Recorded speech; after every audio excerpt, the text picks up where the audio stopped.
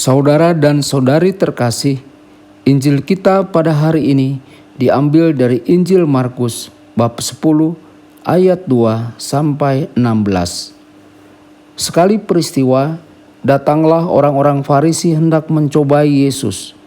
Mereka bertanya kepadanya, apakah seorang suami diperbolehkan menceraikan istrinya? Tetapi jawabnya kepada mereka, apa perintah Musa kepada kamu? Jawab mereka, Musa memberi izin untuk menceraikannya dengan membuat surat cerai. Lalu kata Yesus kepada mereka, justru karena ketegaran hatimulah, maka Musa menuliskan perintah ini untuk kamu. Sebab pada awal dunia, Allah menjadikan mereka laki-laki dan perempuan. Sebab itu laki-laki akan meninggalkan ayahnya dan ibunya dan bersatu dengan istrinya, sehingga keduanya itu menjadi satu daging. Demikianlah mereka bukan lagi dua melainkan satu. Karena itu apa yang telah dipersatukan Allah tidak boleh diceraikan manusia.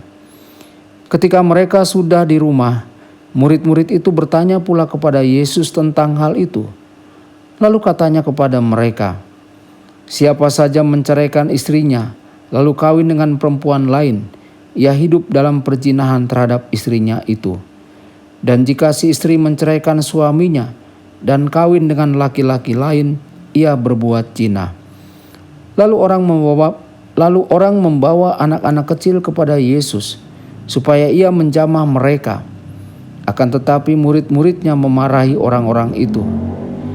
Ketika Yesus melihat hal itu, ia marah dan berkata kepada mereka, biarkan anak-anak itu datang kepadaku, jangan menghalang-halangi mereka.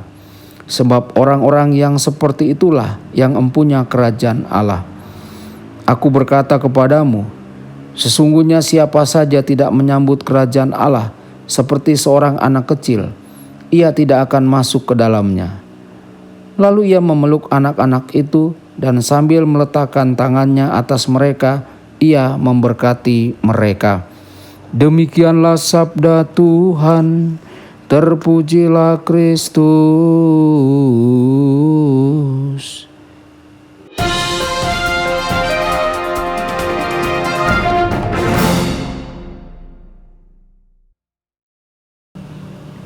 Saudara dan saudari terkasih, jumpa lagi dengan saya Romo Tedens dalam saluran Warta Kabar Sukacita. Semoga Anda semua dimanapun berada tetap dalam keadaan sehat dan senantiasa berbahagia. Saudara dan saudari yang dikasihi Tuhan, Injil kita pada minggu biasa yang ke-27 ini diambil dari Injil Markus bab 10 ayat 2 sampai 16. Bacaan Injil hari ini sebenarnya terdiri dari dua perikop. Perikop pertama berkaitan dengan perceraian, sementara perikop yang lain berkaitan dengan anak-anak kecil. Perceraian adalah masalah yang signifikan dan diperdebatkan pada zaman Yesus. Perceraian bukanlah topik khotbah yang mudah, dan perceraian adalah masalah yang rumit di abad pertama. Ada perbedaan perspektif antara orang Yahudi dan Romawi dan juga dalam Yudaisme. Bahkan dalam Perjanjian Baru, tidak ada kebulatan suara yang lengkap. Inilah yang perlu kita ketahui.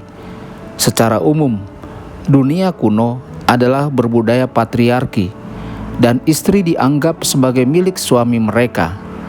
Di kalangan orang Yahudi, secara teknis hanya suami yang boleh menceraikan istrinya. Dalam masyarakat Romawi, seorang istri dapat menceraikan suaminya. Pernikahan tidak didasarkan pada cinta antara dua orang, tetapi pada pertimbangan properti, status, dan kehormatan antara dua keluarga. Oleh karena itu, perceraian bisa menjadi rumit. Orang Yahudi menganggap orang Romawi dan non-Yahudi lainnya memiliki standar yang lebih lemah mengenai pernikahan, kesetiaan dalam perkawinan, dan perceraian. Dinasti Herodian memberikan contoh bagaimana ikatan pernikahan dan perceraian dapat digunakan untuk memanipulasi masyarakat guna memperoleh keuntungan politik dan status bahkan dalam lingkaran Yahudi. Saudara dan saudari terkasih, teks Alkitabiah utama sebagai landasan sikap orang Yahudi tentang perceraian adalah Kitab Ulangan bab 24 ayat 1-4. Teks ini adalah teks yang dirujuk dalam Markus bab 10 ayat 4. Ketika orang-orang Farisi mencatat bahwa Musa mengizinkan seorang suami untuk menceraikan istrinya. Jadi mengapa pertanyaan yang diajukan oleh orang-orang Farisi kepada Yesus tentang perceraian merupakan cobaan? Karena Musa menyatakan perintah tentang perceraian dan tidak ada pertanyaan apakah boleh atau tidak bercerai. Masalah sebenarnya adalah apa yang merupakan alasan yang tepat untuk perceraian. Bagian paralel dalam Matius bab 19 ayat 3 mengemukakan masalah ini dengan lebih tepat. Apakah boleh seorang laki-laki menceraikan istrinya dengan alasan apapun? Untuk alasan apapun yang menjadi masalahnya. Dan ini terkait dengan frasa yang sulit dalam bahasa Ibrani dari Ulangan bab 24 ayat 1 yang berbicara tentang suami yang menemukan sesuatu yang tidak menyenangkan dalam istrinya. Apakah artinya? Apakah perceraian diperbolehkan jika istri merusak rumah tangga? Atau apakah itu melibatkan masalah amoralitas yang serius? Saudara dan saudari terkasih, Yesus mengungkapkan pandangan yang lebih jelas.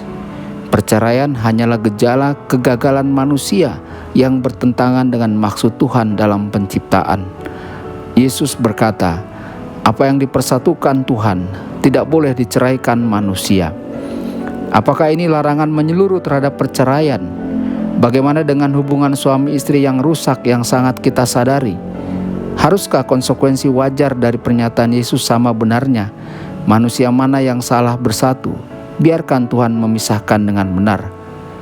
Seperti yang sudah kita duga, perintah Tuhan tidak sembarangan, tetapi memiliki prinsip yang memotivasinya.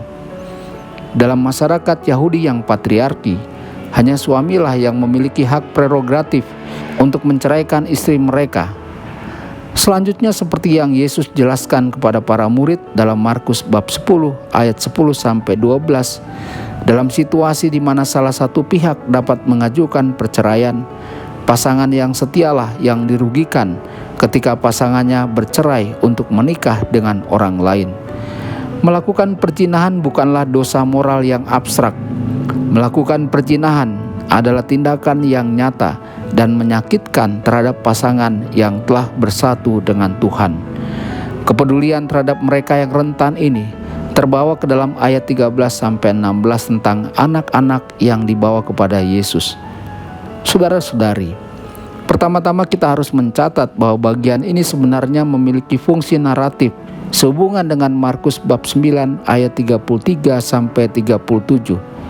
Di sana para murid berdebat tentang siapa yang terbesar, dan Yesus menegaskan, barang siapa ingin menjadi yang pertama harus menjadi yang terakhir dari semuanya dan menjadi pelayan dari semuanya.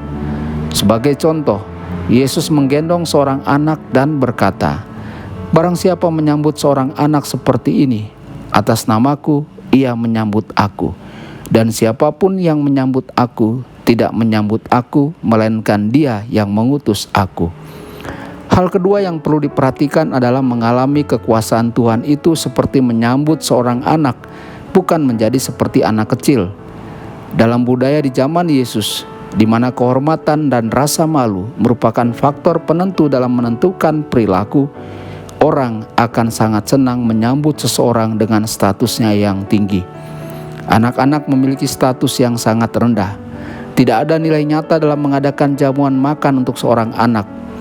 Jadi ketika Yesus mengatakan bahwa penerimaan kekuasaan Tuhan adalah seperti memeluk seorang anak, Yesus menegaskan lagi bahwa Tuhan tidak berpengalaman dalam kuasa, tetapi hadir dalam kelemahan. Memasuki kuasa Allah bukanlah cara untuk menjadi yang pertama atau besar, tetapi cara untuk mengidentifikasi diri dengan yang terkecil dan untuk melayani sesama hanya dalam Yesus. Saudara-saudari terkasih, untuk orang yang egois, tidak masuk akal untuk menyambut anak-anak dan tetap setia dalam suatu hubungan ketika godaan datang. Namun sejak awal, Tuhan telah memeluk kita dan tetap setia. Dan ini keselamatan yang kita peroleh dari Tuhan Yesus. Tuhan Yesus memberkati dan menyertai Anda semua. Sabda Allah adalah kebenaran.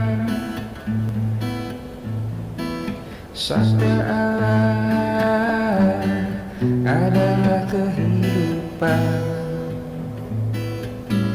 Mari kita mencintainya, mari kita menghayatinya,